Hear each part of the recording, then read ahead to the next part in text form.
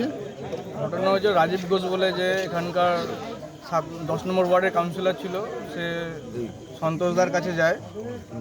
ঠিক আছে, তো যাওয়ার জন্য যে দলের নির্দেশ ছিল কিছু লোককে ঘরে ঢোকানোর, সন্তোষদা যেহেতু আমাদের বিধানসভা কনভেনার আছে, তো ওনার কাছে যখন যায় উনি তখন আমাদের ছেলেগুলোকে ফোন করে যে আমার কাছে আসছে, আমাদের কি করা উচিত। তখন আমাদের ছেলে ফেলে যায় দেখে, তো তখন আমাদের 2021 থেকে উনি যা অত্যাচার করেছে আপনারা কম বেশি সবাই জানেন।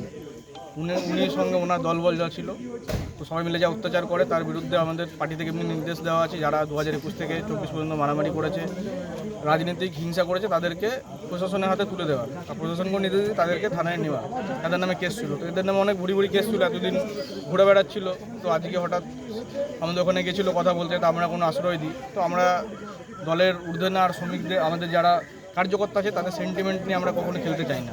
তো তারা অনেক আবেগপূর্ণ হয়েছিল, অনেকে চেয়েছিল যে একটা যেরকম হয় আমাকে যদি আমার বাবাকে কেউ মারে আমি তো ছাড়বো না, সেরকম অনেকজন চেয়েছিল যে কার্যকর্তা যে আমাকে যে মেরেছে আজকে সুযোগ পেয়েছি। কিন্তু আমাদের সিনিয়র রাজা লিডার ছিল এবং রাজা ওখানে উপস্থিত ছিল, রাজা নেতৃত্ব ওখানে শান্তিভাবে প্রশাসনকে ফোন করে ওকে থানার হাতে দেওয়া হয়, প্রশাসনের হাতে।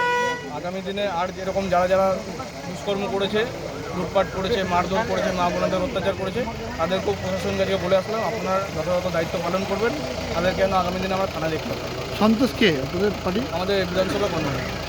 এই রাতের বেলায় কেন এত রাতে?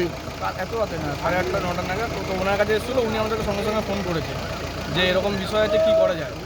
তো আমরা সবাই মিলে গেলাম, গিয়ে আলোচনা হলো যে ওনাকে প্রশাসনের হাতে তুলে দেওয়া উচিত। মূল অভিযোগটা কী? মূল অভিযোগটা ছিল যে উনি এতদিন ধরে অত্যাচার করেছে, আজকে ভেবেছিল সন্তোষদার কাছে গেলে সন্তোষদা সাপোর্ট করবে।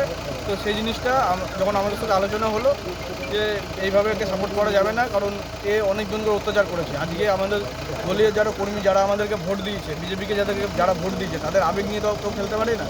তো তাদের ওই আলোচনা করে তাকে প্রশাসনের হাতে তুলে দেওয়া হলো। আর কে ছিল সঙ্গে? রাজীব ঘোষের সঙ্গে? রাজীব ঘোষ একাই ছিলেন? উনি একাই গেছিলেন। তোমার নাম বলো। আপনার নাম? আমার নাম স্বর্ণেন্দু হালদার, জেলা যুব মোর্চা ভাইস প্রেসিডেন্ট।